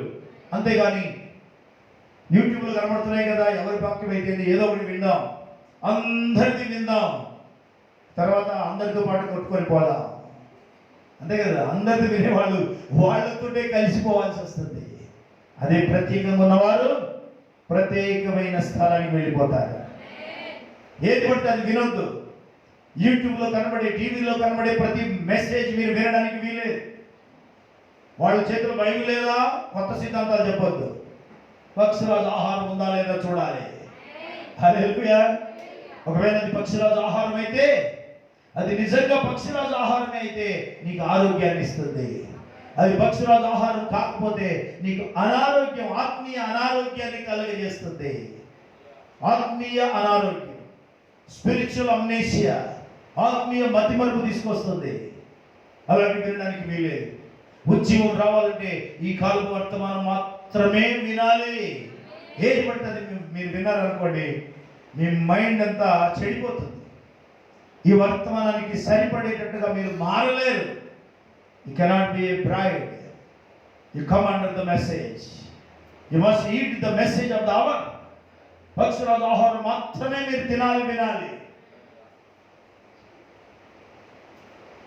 లోకంలో చాలా చెత్త ఉంది. ఆ చెత్త మనకు అవసరం లేదు. మనకు కావాల్సింది ఆహారము. సే హల్లెలూయా. నిజమైన ఆహారం. అలాగే eagles prepare for training by removing their feathers. పక్షిరాజులు ఒక ట్రైనింగ్ తీసుకుంటాయి. వాటి ఈకలను, వాటి గోర్లను, వాటి ముక్కును బండకు రాసి ఆ ఈకలని, వ్యర్థమైన ఈకలని పెరికివేసి రక్తసిక్తమయ్యే శరీరంగా మార్చుకుంటాయి. మార్చుకొని ఒక విశ్రాంతిలోకి వెళ్ళిపోతాయి. కొంతకాలం విశ్రాంతి తీసుకొని తర్వాత ఆ గాయాలన్నీ మానుకున్న తర్వాత బయట నెల రోజులైనా సరే అలాగే ఉండిపోతాయి. ఆహారం ఉండదు. అదొక ప్రత్యేకమైన నిర్మాణం వాటికి. గాడ్స్ ప్రొవైడెడ్ బాడీ సిస్టమ్ అలా సిద్ధపరచబడి ఆ తర్వాత వచ్చే గుర్తును చూడండి, ఇక చాలా ఎత్తుకు ఎగరాలనిపిస్తుంది అప్పుడు దానికి. హల్లెలూయా. అంటే అలాంటి ట్రైనింగ్, ఎంతటి గాయాలైనా, ఎంతటి కష్టమైన అనుభవించడానికి అది ఇష్టపడుతుంది. పక్షిరాజులకు ఉన్నటువంటి గొప్ప లక్షణం అది. దేవునికి మహిమ కలుగును గాక. ఏడవదిగా ఈగల్స్ పొజెస్ వైటాలిటీ. మరి పక్షిరాజులు శక్తి పొందుకుంటాయి, ఎనర్జీ. వాటి పాత స్వభావాన్ని వదులుకొని కొత్త స్వభావాన్ని సంపాదించుకొని ఎత్తైన స్థలాలకు ఎగరడానికి ఇష్టపడుతున్నాయి. పక్షిరాజు తన గూడును భూమి మీద తక్కువ ఎత్తులో ఉంచదు, ఉన్నతమైన స్థలంలో పెట్టుకుంటుంది. ఏ పక్షి కూడా దాని దగ్గరికి రావడానికి ధైర్యం చేయదు. అలాంటి స్థలాల్లో తన నివాసం ఉంటుంది. కాబట్టి పక్షిరాజు రెక్కలు చాలా బలంగా ఉంటాయి. ఆ రెక్కల మీద ఉన్న బలం, రెక్కల బలంతో అది ధైర్యంగా బ్రతుకుతుంది. అవును, ఈ వాక్యము బైబిల్ ఇదొక రెక్క, ఇదొక రెక్క అనుకుందాం. ఈ రెండు రెక్కల మీద మనం బ్రతుకుతున్నాం. సే హల్లెలూయా. పక్షిరాజు రెక్కలు అన్నప్పుడు నాకు బైబిలే గుర్తొస్తుంది. ఎందుకంటే బైబిల్లో ఓపెన్ చేసినప్పుడు ఇదొక రెక్క, ఇదొక రెక్క అనిపిస్తుంది. ఆమేన్. హల్లెలూయా. పక్షిరాజు రెక్కలు వాక్యమే. ఈ వాక్యపు రెక్కల మీద మనం ఎగరాలి. వాక్యం లోపలికి వెళ్తే మనం భద్రంగా ఉంటాం. మీకు తెలుసు తెలియదు, మనకు చాలాసార్లు తెలియదు, కానీ మనం వాక్యం కింద ఉంటే సాతానుకు బాగా తెలుస్తుంది, అమ్మ వీళ్ళు వాక్యం దగ్గర ఉన్నారు అని. వాక్యం అనే ఆ కంచుకోటలో భద్రంగా ఉన్నారు. నేను వాళ్ళని తాకాలంటే ఫస్ట్ వాళ్ళు బయటికి రావాలంటే ఒక ఎర వేయాలి. ఒక ఎర వేస్తే వాళ్ళు ఆటోమేటిక్ వాక్యం నుంచి బయటకు వచ్చేస్తారు. సాతాను ఒక ఎర వేస్తాడు. ఎర వేసినప్పుడు శరీరాశ, నేత్రాశ, జీవపు డంబాన్ని చూపిస్తాడు. ఆ మూడింటిని చూపించినప్పుడు వాక్యంలో నుంచి మనిషి బయటికి వచ్చేస్తాడు. వాక్యంలో నుంచి ఎప్పుడైతే బయటికి వస్తామో సాతాను చేతికి చిక్కిపోతారు. అందుకే వాక్యం అనే కంచుకోటలో భద్రంగా దాచబడాలి. పక్షిరాజు పిల్లలు ఆ గూటిలో ఉంటాయి. ఆ గూటిలో భద్రంగా ఉంటాయి, తల్లి యొక్క కాపుదల కింద. అవును, మోషే ఇశ్రాయేలుకు చెప్పిన మాట, ఉన్నత స్థలముల మీద నేను మిమ్మల్ని ఎక్కించెదను. దేవుడు ఆ రోజు ఇశ్రాయేలులకు ఇచ్చిన వాగ్దానం అది. ఇశ్రాయేలులకు ఎన్ని వాగ్దానాలు ఇచ్చినా వాళ్ళు దేవుని దాసులనే పిలువబడుతున్నారు. బట్ ఈ కాలపు అనగా కొత్త నిబంధన వధువు కుమారులు, కుమార్తెలని పిలువబడుతున్నారు. Sons and daughters. కుమారులు, కుమార్తెలని పిలువబడుతున్నారు. సాతానిక హక్కు, అధికారాన్ని నాశనం చేయగలిగిన యోధులు దేవుని పిల్లలని ఆయన మనల్ని వాక్యము చేత సిద్ధం చేస్తున్నాడు. సాతానుకు బలము, సాతాను యొక్క భయము సాతాను మన దగ్గర చూసిన వాక్యమే. అపవాది మనల్ని చూసినప్పుడు మనం మామూలు మనుషులుగా కనబడం, వాక్యము కింద ఉన్న మనుషుల్లా కనబడతాం. వాక్యం అనే భద్రత కింద ఉన్న మనుషుల్లా కనబడతాం. సే హల్లెలూయా. భద్రత అనేది వాక్యములో ఉన్నది. అందుకే యేసుక్రీస్తు నామం పలికినప్పుడు వెంటనే స్వస్థతలు అవుతాయి. కొప్పలిలో మనకు తెలిసిన మరొక సహోదరి కాలు చేయి నోరు పడిపోయింది. కాలు చేయి కొంతవరకు పర్వాలేదు, కానీ కాలు నోరు చేయి మాత్రం బాగా డ్రై అయిపోయి ఎండిపోయింది. పూర్తిగా ఏమాత్రం లేవకుండా ఆగిపోయింది. ఏం స్పర్శ కూడా లేదు. ఒక 3-4 డేస్ బ్యాక్ నేను ఫోన్లో ప్రార్థన చేశాను. ప్రార్థన చేయగానే చెయ్యి దాని లేచి నోటి దాకా వచ్చేసింది. ఎండిపోయింది చెయ్యి నోటి వరకు వచ్చింది. ఆమేన్. దాదాపు ఒక 75% అది హీల్ అయిపోయింది, పని చేస్తుంది. ఇప్పుడు ఇంకా పూర్తిగా పని చేయాలంటే పూర్తిగా వాక్యంలో పలికి రావాలి. ఒకరోజు ప్రార్థన చేయలేదు, ఆ రోజు మళ్ళీ సగానికి పడిపోయింది. సగానికి లేచి ఆగిపోతుంది, అంతే, లేవట్లేదట. నెక్స్ట్ డే మళ్ళీ ప్రార్థన చేశాను, అప్పుడు మళ్ళీ నోటి దాకా వచ్చింది. ఏం జరుగుతుంది అక్కడ? ఐబీపీ పోయినట్టు, బ్లడ్ క్లాట్ పోయినట్టు, ఆ క్లాటింగ్స్ అన్ని ఏమైపోయినట్టు. ఐబీపీ వల్ల బ్లడ్ క్లాట్ అయిందన్నారు, నిజమే. క్లాట్ అయిన బ్లడ్ చెయ్యి ఎండిపోయి చిమ్మరి ఎట్లా లేచినట్టు.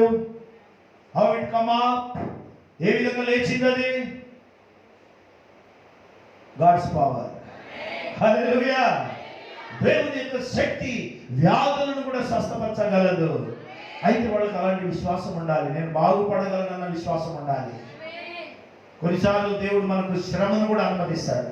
పౌలు అంటాడు, నా శరీరంలో ఒక ముళ్ళు ఉంది, ఆ ముళ్ళు నువ్వు తీసేస్తే నేను ఇంకా బాగుంటాను అన్నాడు ఆయన. నా కృప నీకు చాలు అని ప్రభు అన్నాడు. చాలు నా కృప నీకు, అదొక ముళ్ళు అన్నాడు. నిజమే, పౌలుకే ముళ్ళుంది. ప్రవక్త విలియం బ్రెన్హామ్ గారికి గొప్ప ముళ్ళుండే. మనందరికీ కూడా ఒక్కొక్కరికి ఒక్కొక్క ముళ్ళు పక్కలోనే ఉంటుంది. ఇప్పటికీ ముళ్ళు లేని వాళ్ళు ఎవరు లేరు, అందరికీ ముళ్ళు ఉన్నాయి. ఆమేన్. సే హల్లెలూయా. ఏదో ఒక ముళ్ళు నిన్ను వెంటాడుతూనే ఉంటుంది. ఆ ముళ్ళుని బట్టి దేవుని మహిమపరచు. ఆ ముళ్ళుని బట్టి మనం దేవుని మహిమపరచాలి. ఆమేన్. సే హల్లెలూయా. డ్యూటెరానమీ 33:29, ద్వితీయోపదేశకాండం 33:29.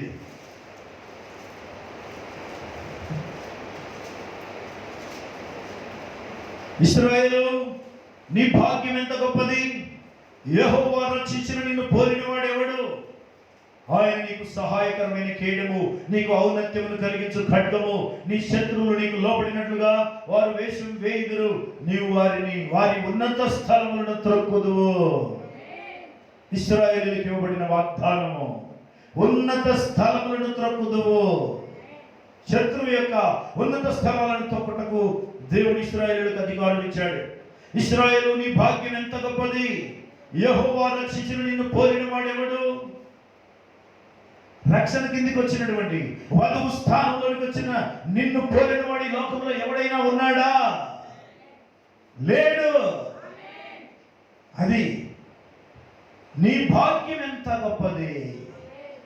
వర్తమానంలోనికి రావడం ఒక గొప్ప భాగ్యమైనది. ఇశ్రాయేలు, ఆ రోజు ఇశ్రాయేలు గురించి మాట్లాడాడు, ఈ రోజు నీ గురించి, నా గురించి మాట్లాడుతున్నాడు. నీ భాగ్యం ఎంత గొప్పది! నిన్ను రక్షించిన దేవుడు ఎంత గొప్ప దేవుడు! నీవు పొందిన రక్షణ ఎంత గొప్పది! నీవెంత ఉన్నతమైన సహాయం పొందుకున్నావు. ఆయన నీకు సహాయకరమైన కేడెము, నీకు ఔన్నత్యమును కలిగించు ఖడ్గము. ఖడ్గం ఎప్పుడు కూడా మనకు ఉపయోగపడుతుంది. ఉన్నతమైన ఆ మేలు చేసేటువంటి ఖడ్గం ఆయన. రెండంచుల వాక్య ఖడ్గమైన దేవుడు. సే హల్లెలూయా. యెషయా గ్రంథము 58:29 ఐజయా 58:14 యెషయా 58:14 ఐజయా 58:14 నీవు యెహోవా యందు ఆనందించెదవు, దేశం యొక్క ఉన్నత స్థలముల మీద నేను నిన్ను ఎక్కించెదను. నీ తండ్రి యాకోబు స్వాస్థ్యమును నీ అనుభవములో ఉంచెదను. యెహోవా సెలవిచ్చిన వాక్కు ఇదే. అవును, నీవు యెహోవా యందు ఆనందించెదవు, దేశం యొక్క ఉన్నత స్థలముల మీద నేను నిన్ను ఎక్కించెదను, నీ తండ్రి నీ యాకోబు స్వాస్థ్యమును నీ అనుభవంలో ఉంచెదను. ఇది దేవుని మాట. This is the word of the lord, for the mouth of the lord has spoken it. దేవుని నోటి మాట ఇది. ఇది మనం నమ్మితే చాలు. ఈ మాట మనల్ని గొప్ప స్థానంలో ఉంచుతుంది. ఈ వాక్యం మనల్ని, వాగ్దానము మనల్ని ఉన్నతమైన స్థితిలో ఉంచుతుంది. ఏది మనకు తక్కువ కాదు. నీవు యెహోవా యందు ఆనందించెదవు, దేశం యొక్క ఉన్నత స్థలముల మీద నేను నిన్ను ఎక్కించెదను. ఒకవేళ ఆ మాటకు వస్తే ఈ లోకరీతిగా ఆశీర్వాదం కావచ్చు అనుకోవచ్చు. అదొకటే కాదు, దేవుడికి రెండు ఉంటాయి. ఒకటి శరీర సంబంధమైన ఆశీర్వాదం, రెండు ఆత్మ సంబంధమైన ఆశీర్వాదం. ఫిజికల్ అండ్ స్పిరిచువల్ బ్లెస్సింగ్ రెండు, అదొక ప్యాకేజీ. భౌతికమైన ఆహారం, భౌతికమైన ఆశీర్వాదం ఉన్నా లేకపోయినా కానీ ఉంటుంది. దేవుని వాగ్దానం ప్రకారం అవి ఉంటాయి. కానీ ఆత్మీయ ఆశీర్వాదమే అన్నిటికంటే గొప్పది. The greatest blessing, spiritual blessing. కాబట్టి దేవుడు మనకిచ్చినటువంటి ప్రతి వాగ్దానము అది నమ్మితే చాలా అవి నెరవేరుతాయి. మనకు ఆలస్యం కావచ్చు, కొన్నిసార్లు మనకు ఆలస్యం అవుతాయి, మనం అనుకున్న టైంలో జరగవు. కానీ దేవుని చిత్త ప్రకారానికి మనం సమర్పించుకోగలిగితే వాటి కాలంలో అవన్నీ చక్కగా సమకూడి జరుగుతాయి. సే హల్లెలూయా. కొండ తేనెతో నేను నిన్ను తృప్తిపరిచెదను. దేవుని వాగ్దానం ఇప్పుడు కూడా మనకు అది తప్పకుండా అది నెరవేరుతుంది. సే హల్లెలూయా. యోసేపు ఐగుప్తుకు వెళ్ళినప్పుడు ఏమీ లేకుండా వెళ్ళాడు, కానీ ఐగుప్తులో గొప్ప రాజు స్థానాన్ని పొందుకున్నాడు. ప్రైమ్ మినిస్టర్ ప్లేస్ లో ఆయన ఆశీర్వదించబడ్డాడు. మోషే మిద్యాను అరణ్యం నుంచి బయటికి వెళ్ళిన తర్వాత దేవునికి గొప్ప ప్రవక్తగా, ఐగుప్తు దేశంలోని గొప్ప నాయకుడుగా కనబడ్డాడు. దావీదు గొర్రెల దొడ్డిలో నుంచి వచ్చాడు, దేవుడు ఆయనను ఉన్నతంగా హెచ్చించాడు. చూసారా? హల్లెలూయా. ప్రవక్త ఏలియా ఉన్నాడు, కొండలు గుట్టలు అరణ్యంలో తిరిగేవాడు, కానీ అగ్ని రథాలు, అగ్ని గుర్రాలు వచ్చి ఆయన మోసుకొని వెళ్ళిపోయాయి. ఉన్నతమైన స్థలం. రేపు వధువు కూడా అదే ఎత్తైన ఉన్నతమైన స్థలంలో మహిమలోకి వెళ్ళిపోబోతుంది. ప్రపంచం అంతా కలవరపడబోతుంది. వధువు మహిమలో ఆనందిస్తుంది. సే హల్లెలూయా. వీటన్నిటికి కావాల్సింది దేవుని యొక్క ఆత్మ ప్రత్యక్షత. Hallelujah. Holy ghost anointing for eagles ministry. పక్షురాజు పరిచర్యకు కావలసిందంతా పరిశుద్ధాత్మ అభిషేకము. ఆమేన్. Holy ghost anointing for the eagles ministry. ఈ యొక్క పక్షురాజు పరిచర్యకు పరిశుద్ధాత్మ అభిషేకం కావాలి. we need more power, we need more anointing. ఎక్కువ శక్తి కావాలి, ఎక్కువ అభిషేకం కావాలి మనకు. అందుకే ప్రభు చాలాసార్లు అడిగాడు, మీరు పరిశుద్ధాత్మను పొందుడి. యోహాను 20:22లో receive you the holy ghost. మీరు పరిశుద్ధాత్మను పొందుడి. ఎఫెసీ 6:10లో పరిశుద్ధాత్మ శక్తి పొందండి, లేదా దేవుని యందు బలవంతులై ఉండుడి అన్నాడు. కాబట్టి ఇవన్నీ జరగాలంటే ఆత్మ బలం కావాలి, ఆత్మాభిషేకం కావాలి. దేవునికి స్తోత్రం కలుగును గాక. హల్లెలూయా. ప్రవక్త విలియం బ్రెనన్ గారి జీవితంలో ఎన్నో ఉన్నతమైన కార్యాలు చూశాడు.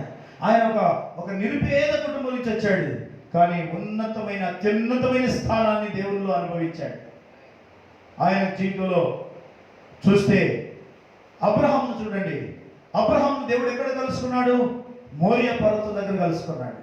మోషేను హోరేబు కొండ మీద, అలాగే ప్రవక్త ఏలియాను అటు కర్మెలు పర్వతం మీద, అటు హోరేబు కొండ మీద కలుసుకున్నాడు. ప్రవక్త విలియం బ్రెనన్ను ఎక్కడ కలుసుకున్నాడు? సన్సెట్ పర్వతాల మీద కలుసుకున్నాడు. 7 ముద్రలు విప్పబడినప్పుడు. అంటే ప్రవక్తల రేంజ్ లో ఉన్నాడు ఆయన. ఉన్నతమైన స్థానము. ఒకరోజు ప్రవక్తతో దేవుడు చెప్పిన మాట అదే, నేను కూడా అరణ్యానికి వెళ్ళాలి, కొండల్లోకి వెళ్ళాలనుకున్నప్పుడు నీ పరిచర్య అలాంటిది కాదు. పాత నిబంధన ప్రవక్తలు అందరికంటే గొప్ప వరం నీకు ఇవ్వబడింది, అందరికంటే గొప్ప స్థానం నీకు ఇవ్వబడింది అన్నాడు. 7 ముద్రలు ప్రత్యక్షత. ఆ సన్సెట్ పర్వతాల మీద దేవుడు ఆయనను కలుసుకోవడం, 7 దూతలు దిగి రావడం, ఆయనను కలుసుకున్నప్పుడు 7 ముద్రలు బయలుపరచబడిన అనుభవం చాలా గొప్పది. యాకోబుతో దేవుడు అన్నాడు, నేను నిన్ను బేతేలుకు వెళ్ళు, నేను అక్కడ నిన్ను కలుసుకుంటాను అన్నాడు. ప్రవక్తను కూడా అదే అన్నాడు, నువ్వు పశ్చిమానికి వెళ్ళు, నేను అక్కడ కలుసుకుంటాను అన్నాడు. 1963లో ఏప్రిల్ నెలలో ఒక సంఘటన జరిగింది. 63లో ఫిబ్రవరిలో మరి 28 నాడు 7 ముద్రల ఆ ప్రత్యక్షత కలిగిన తర్వాత ఏప్రిల్ నెల 28వ తారీఖు నాడు ఇంకొక సంఘటన జరిగింది. ఆయన అక్కడక్కడ మీటింగ్స్ ముగించుకొని ప్రయాణమై వెళ్తున్నప్పుడు కారులో వెళ్తున్నాడు. నువ్వు పశ్చిమానికి వెళ్ళమన్నాడు, అరిజోనాకు వెళ్ళమన్నాడు. ఆయన అరిజోనా వైపు, అంటే మరి ఇండియానా నుండి అరిజోనా అంటే చాలా 5 రాష్ట్రాలు దాటిపోవాలి. అలా ప్రయాణం చేసి వెళ్తున్నప్పుడు అక్కడికి వెళ్ళిన తర్వాత అంటే ప్రయాణంలో ఉన్నప్పుడే కారులో తన కుమారుడు ఉన్నాడు. ఆ కుమారుడితో మాట్లాడుతున్నాడు. ఆయన ఎప్పుడో నిద్రపోయాడు. ఎవరు కొడుతున్నారు, అన్నిటికీ జవాబిస్తున్నారు. ఒక చోట ఆగాడు. ఆగి ఎక్కి చూస్తే కొడుకు నిద్రపోయినాడు. ఇప్పటిదాకా మరి కొట్టింది ఎవరు అని చూస్తే దేవుడు. హల్లెలూయా. ఆయన ప్రతి ప్రశ్నకు జవాబిస్తున్నాడు. అలా మధ్యలో ఆయన కొంచెం నిరాశకు గురయ్యాడు. అంతకుముందే నిరాశతో ఉన్నప్పుడు దేవుడు ఆయనను ఒక స్థలానికి నడిపించాడు. కారు ఆపమన్నాడు. కారు ఆపాడు. ఎదురుగా ఏం కనబడుతుంది? పశ్చిమ వైపు చూడమన్నాడు.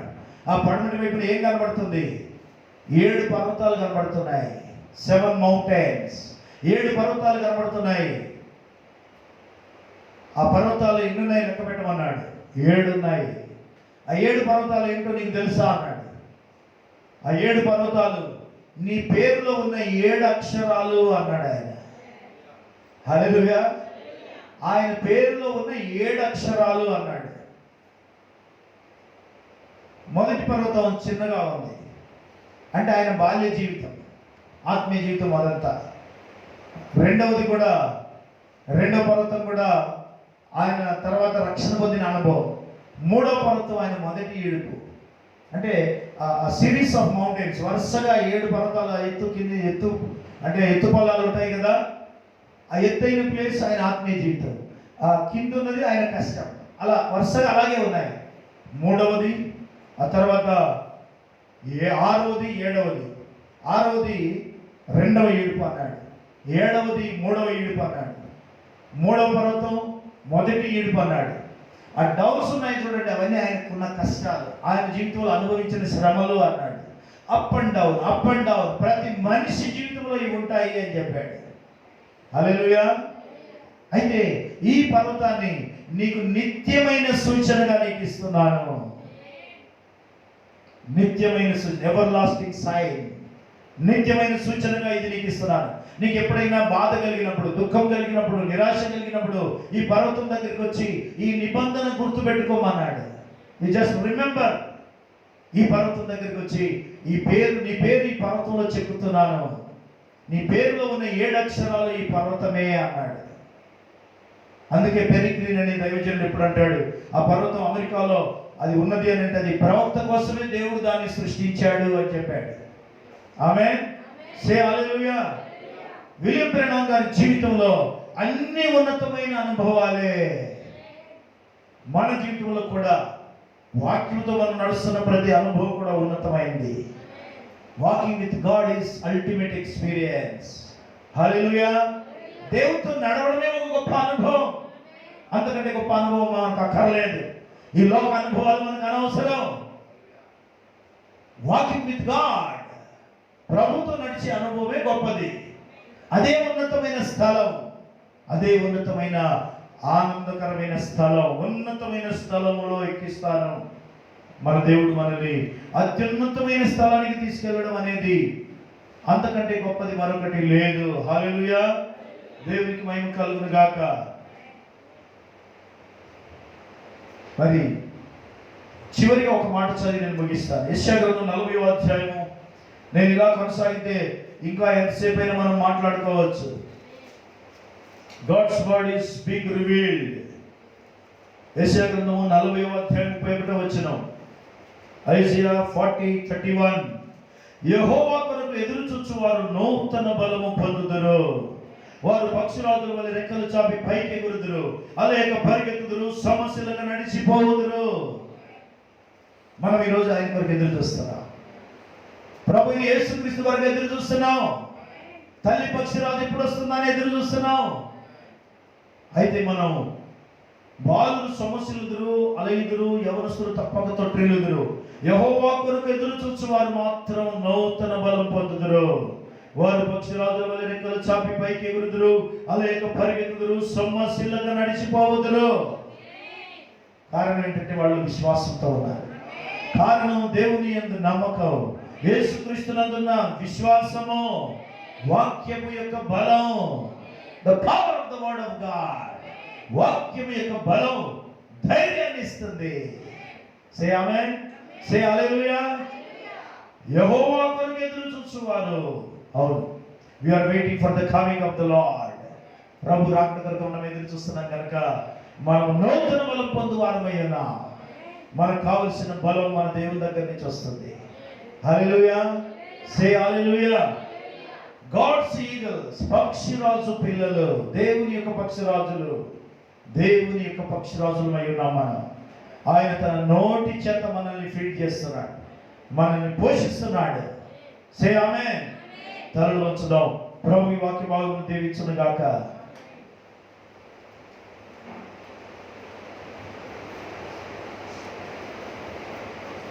పరిశుద్ధమైన పరలోకపు తండ్రి, మీకు వందనాలు, స్తోత్రాలు ప్రభువా. మేము పక్షిరాజు పిల్లలమై ఉండి నీ నోటి మాట చేత పోషింపబడుచున్నందుకు కృతజ్ఞతాస్తుతులు చెల్లిస్తున్నాం. పక్షిరాజు తన పిల్లలను తాజా ఆహారంతో పోషించినట్టుగా ఈ కాలపు వర్తమానం చేత మీరు మమ్మల్ని పోషిస్తూ మమ్మల్ని పక్షిరాజు పిల్లల వలె, దేవుని పక్షిరాజుల వలె సిద్ధపరుస్తున్నందుకు కృతజ్ఞతలు చెల్లిస్తున్నాం. మా బలహీనతను బట్టి మేము బలవంతులం కాదు, కానీ నీ కృపను బట్టి, నీ అందున విశ్వాసమును బట్టి మేము నీ పిల్లలమైనందువలన, మేము ఈ కాలపు వర్తమానము కలిగి ఉన్నందువలన మేము బలవంతులమై ఉన్నామని నమ్ముతున్నాం.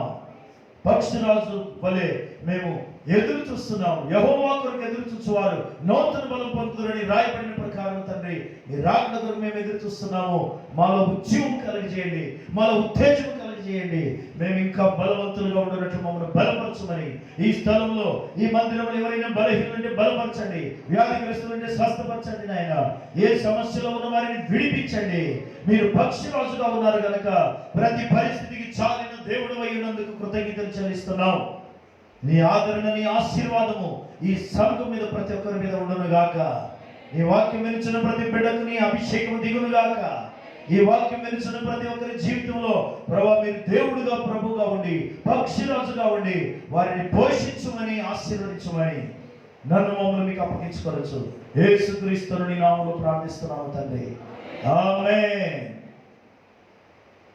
మన ప్రభు యేసుక్రీస్తు కృప, ఆయన సన్నిధి, సమాధానం, సత్యమందు ప్రతిష్ఠింపబడిన మనకును సకల పరిశుద్ధులకును ప్రభు రాకడ పర్యంతము తోడై ఉండును గాక. ఆమేన్.